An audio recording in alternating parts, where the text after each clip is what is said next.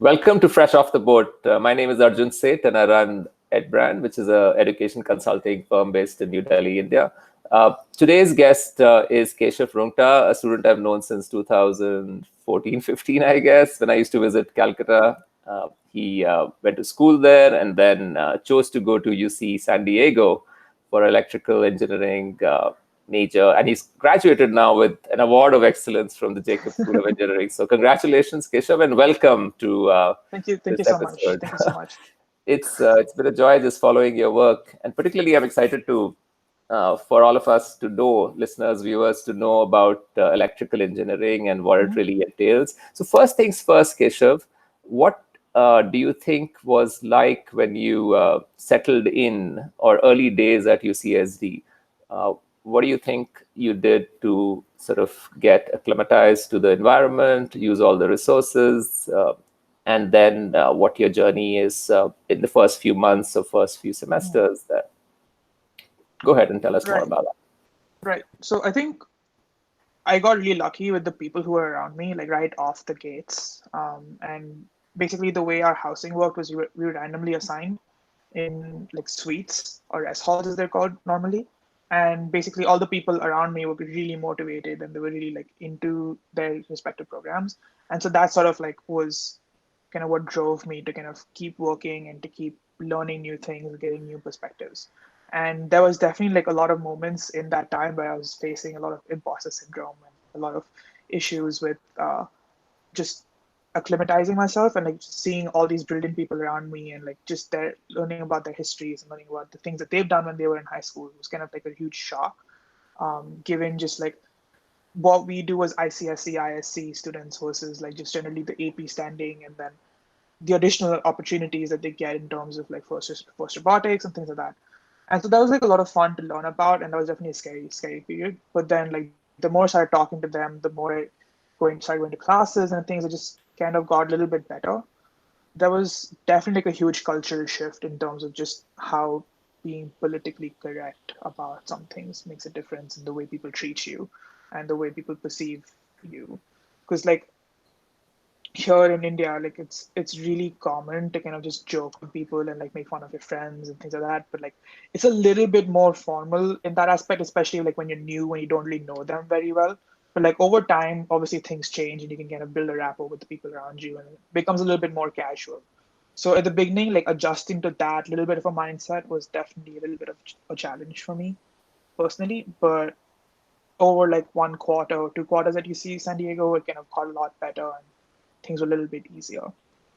And just classes wise, I think on a on an honest note, like coming from an ISC background, the first year of university was very similar to the things we've already done um, in high school, like physics, math. It was pretty similar to the stuff we've already done, but the way we were taught those things was completely different. And it really allowed me to build on my basics. It allowed me to build on my intuition. It allowed me to build like a lot of the platform that was crucial to kind of jump from there to my actual major level classes. And so that really helped going back and reviewing those materials.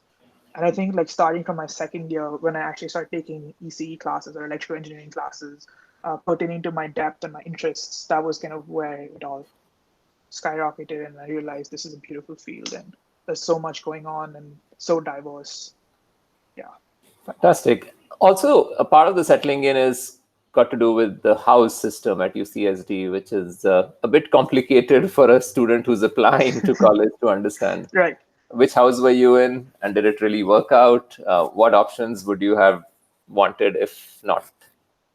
So I think one thing that UCSD has is like you mentioned, a housing system which is pretty analogous to houses we have in schools in India. So you have the red, blue, green, yellow houses, and instead of just the four colored houses that we have in India, you have here six and now starting seven colleges, so to speak. And when you are applying, you kind of have to rank each college based on your preferences. There are some colleges which cater to a specific major more so than other colleges.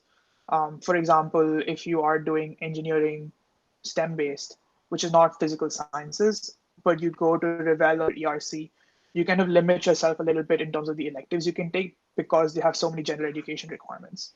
But I was really lucky in the college that I chose, which was Muir College, which allowed me to kind of really tailor what I wanted to do at university. And it allowed me to go outside of engineering and choose which classes that really interested me. So I was able to take classes in music, I was able to take classes in economics, and I was able to take a foreign language class for a year, which allowed me to kind of build on top of just the STEM, like one-dimensional aspect of engineering. Um, and there are other colleges which allow you to do that. So it totally depends on what your major is and kind of like what the requirements for those colleges are in surplus to your actual major requirements. That helps build your education. Got it. What about the major now? Like you had gone decided, and if Mhm. not, what was the decision like? And if yes, then what was the journey as an electrical engineer? What are the different paths or tracks you could follow?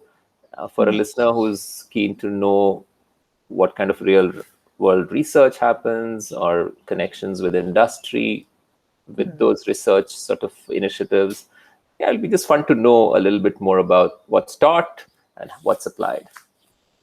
So I was pretty much bang set from the get-go that I wanted to get into robotics and learn a lot about like machine learning, AI, and embedded systems and all of those things. So picking electrical engineering was pretty much a no-brainer for me because I was also interested in microcontrollers and all of those aspects of things.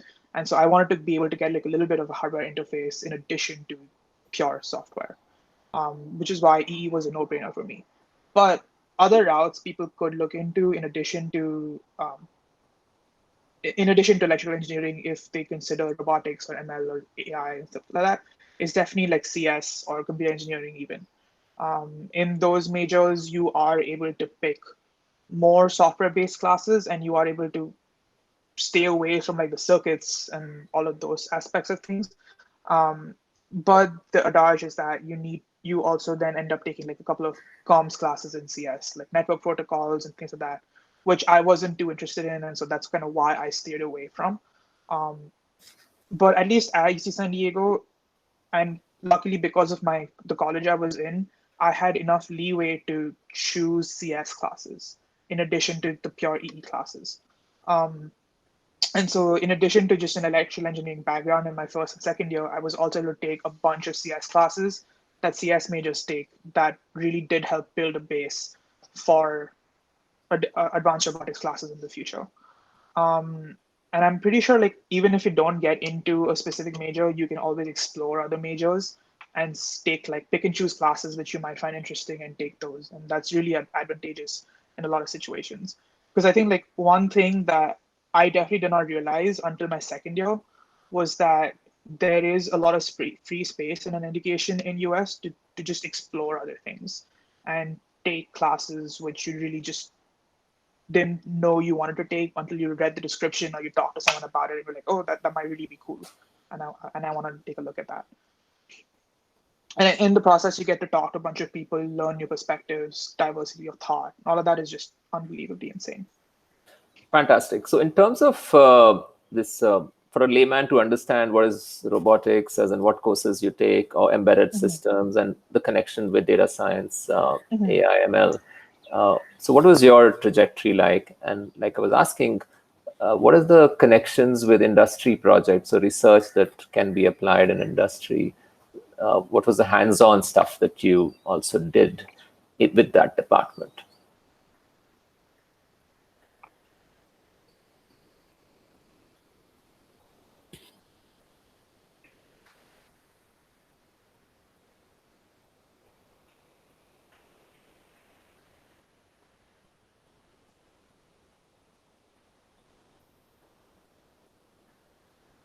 Hey, can you hear me? Just... Hey, Arjun, can you hear me? Yeah, now it's all good. Yeah, we just Oh, okay, lost okay. you for a I minute. think, So I you're think, talking yeah. about robotics, embedded systems, Uh-huh. and connections. So yeah, we can start that answer again. um, so I think for me, my original thought about robotics was pretty broad, in that automation was kind of what I was thinking when I thought of robotics. Basically, the idea is that you have machines and you basically provide them with a minimal amount of intelligence to make them autonomous and kind of allow them to be self-sustainable in different environmental conditions. So the best example I can provide you is a Tesla driving an autonomous car around the city streets on its own, right? Um, so when I came to university, a little bit of that is definitely true, but I realized that there's a lot more than just this broad idea of self-sustenance and autonomy. Um, when I break down robotics, there's a lot of different parameters under it, like kind of sensing, which is kind of where you look at your environment and figure out like what are the different things there, understanding what um, factors could affect your machine and just those things.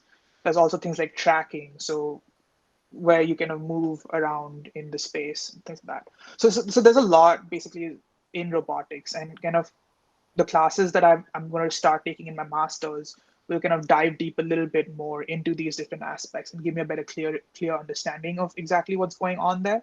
Um, but kind of this all ties back in together in the form of machine learning and AI, where you're able to kind of give the robots like a little bit of understanding on just how to, let's say, classify a dog versus a cat, or how to classify like a car versus a human, and things like that.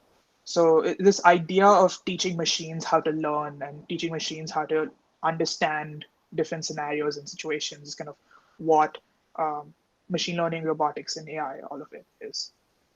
Fantastic. UCSD also has set up a new data science facility. It's been what, 3, 4 years now.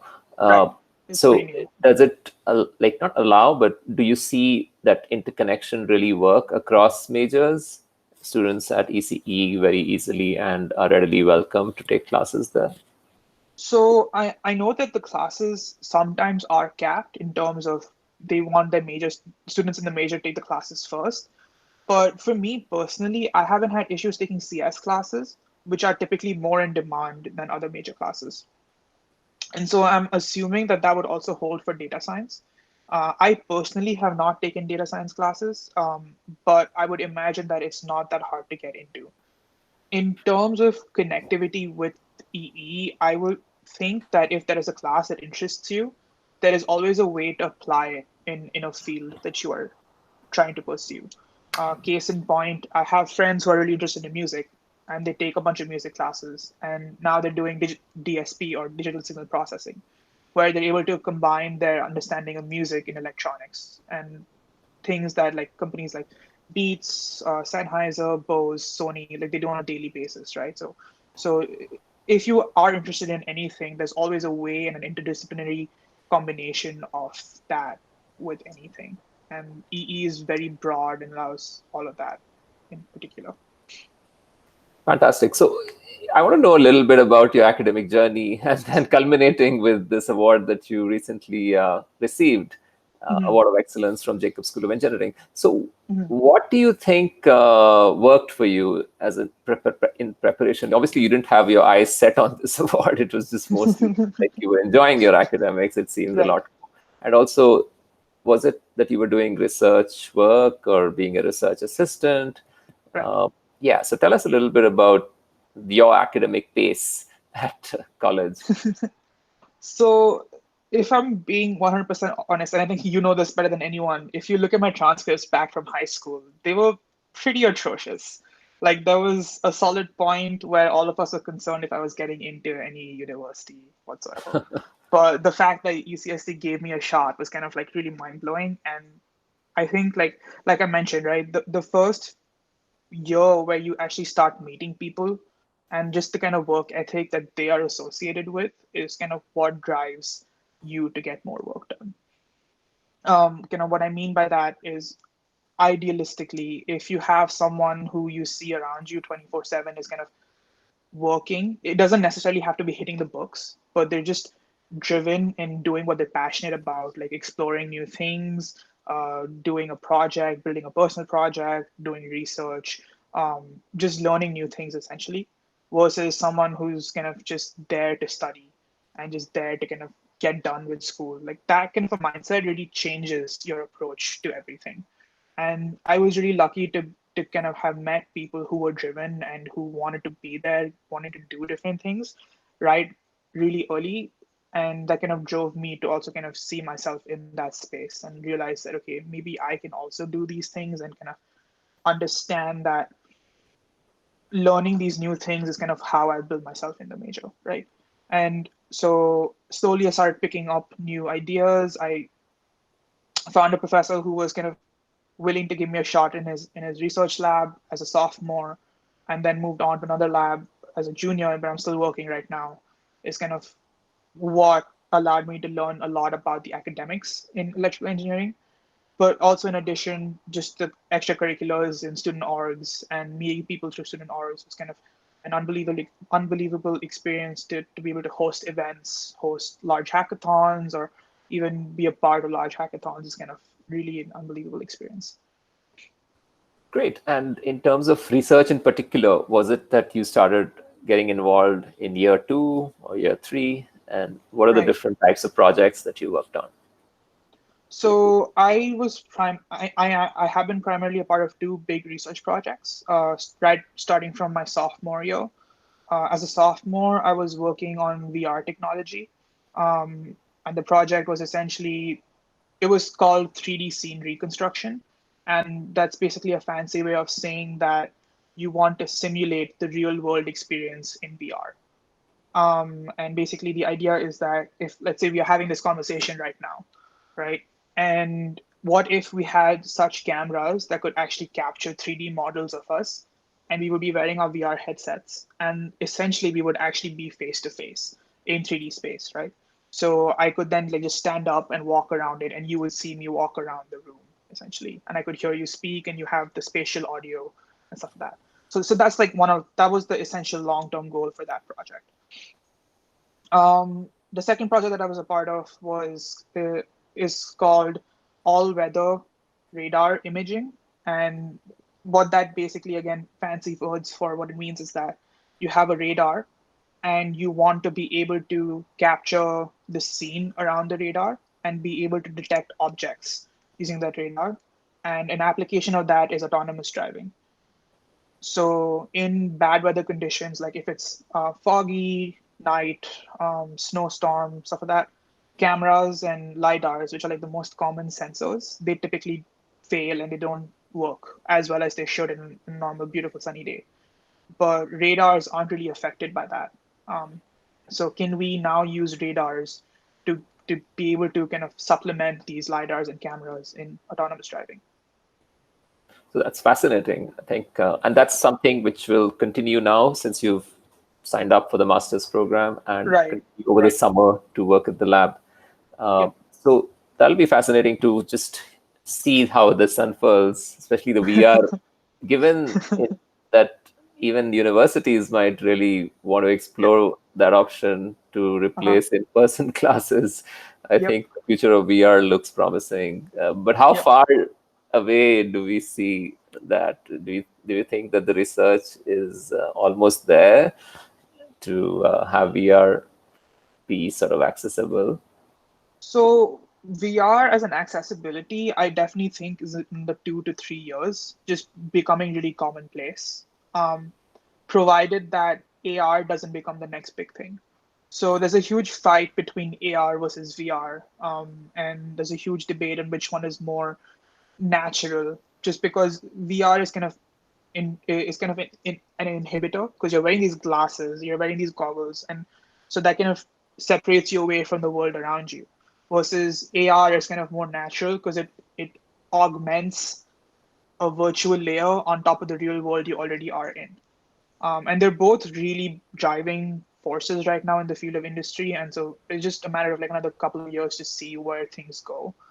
Um, in terms of this specific project and this specific application, I would give it another 5 to 10 years, roughly, just because I'm already seeing some pretty good results in that lab about like generating videos and scenes in back-to-back reconstruction.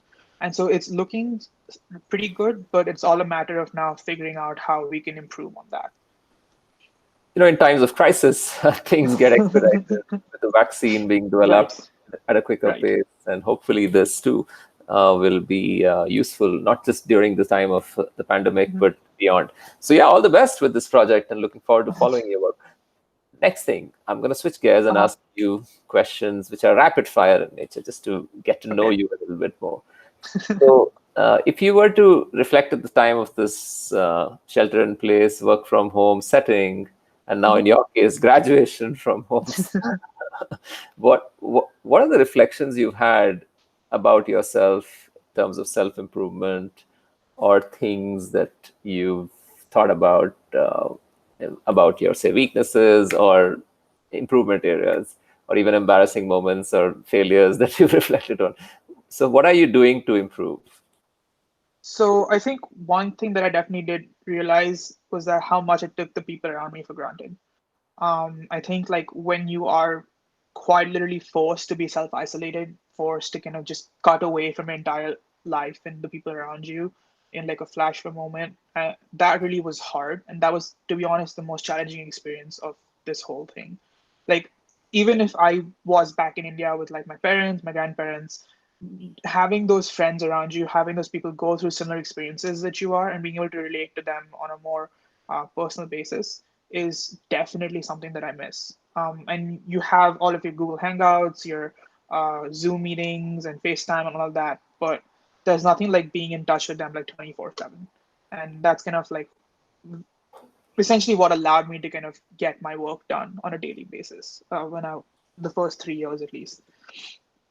In terms of like improvements, I realized how much of a potato I was being basically throughout this last quarter, and how much I need to start moving more and get out of the house a little bit more. That's pretty much the only realization that I Good. had. So, next question is if you were to pick three adjectives to describe your strengths, which three words would you pick and why? um, Friendship, uh, trying to be kind, and lastly would be loyal, I guess. And the way I see those things is because for me, I realized through these experiences that teamwork and friendship are really important on a daily basis. And the reason that the sayings about teamwork and team spirit is so cliched and corny is because they're really true. And oftentimes you don't realize how much you really need the people around you to kind of help you and carry you when you are busy with other things, and you really need that support from them. And I think like through HKN, which is the org that I'm a part of, I really learned true meaning of those words. And there were times where I was being carried by the people around me, and there were times that I was helping carry the people around me, just based on how available we were at different times. And as student leadership, you realize that there are things that are above you, and things that necessarily don't imply that you are going to be the forefront of everything. It basically means that you're in the background and you're trying to make sure that everyone around you is shining. And that's kind of where just the whole loyalty and teamwork and like friendship comes from. In terms of being kind, was I learned the hard way that understanding and just being there for the people around you is important, because they will never reveal to you what they're actually going through until you ask them. And that will only happen if you actually care about the people around you, and if you actually just want to understand what they're going through and make sure that they're okay in a safe space, and they have the space to be able to share and talk freely. And I think like, again, being a student leader or being a student org, being a part of a student org really helps you build those skills and help you understand the people around you better, because you are able to relate to them more. That's wonderful. Well said. Now I'm going to switch to questions which high school students who are currently applying and are obviously very confused with what's going Mm-hmm. on in the world, and even the ones who are going to college this year. Mm-hmm. Uh, what advice would you give people who are uncertain, especially high schoolers who are uncertain about the future? How do you deal with uncertainties, and what's the best way that worked for you? I think one thing to think about is that there's always going to be uncertainty no matter when. Like, it's especially more visible right now in times of pandemic and global crisis with just the Black Lives Matter movement and things like that. Um, but it's kind of important to take things one step at a time. Yes, sometimes it is important to plan ahead for the future, but we need to make sure that we are still living in the present and make sure we're doing okay right now before we really start planning 20 years down the road. In terms of kind of how you see yourself for the next 5 years, which is a little bit of a more shorter milestone, is don't change things just because the global pandemic is happening. Make sure that you are able to sustain yourself in the next year or so, but still keep trying to go a little bit ahead of that. Because you want to take care of yourself right now and make sure that there still is going to be a 2 years down the road instead of saying, okay, I don't know what's going to happen 2 years down the road, so let's not plan for it at all. So what I'm kind of trying to say is like there has to be like a little bit of a balance between trying to live in the present and try to plan a little bit for the future, because you want to make sure that you are self-sustaining and keeping everyone around you safe and happy and um, motivated, but also maintaining the fact that there has to be a future to plan for. And so trying to take it one step at a time and make sure you give everything you've got to that current step and to the next step. Fantastic. So thank you so much, Keshav. It's been a pleasure just having this chance to reconnect and make this a very purposeful conversation. The insights you shared, I'm sure listeners would gain from. And I'm going to reach out to you for Mm-hmm. the panels and webinars we are organizing. I know you'll be back in India soon and then Mm-hmm. head back to your master's program. So all the best with all the research work that you do over Mm-hmm. summer and commence your master's program. Look forward to staying in touch. Thank Thank you you. so much, Arjun. Yeah.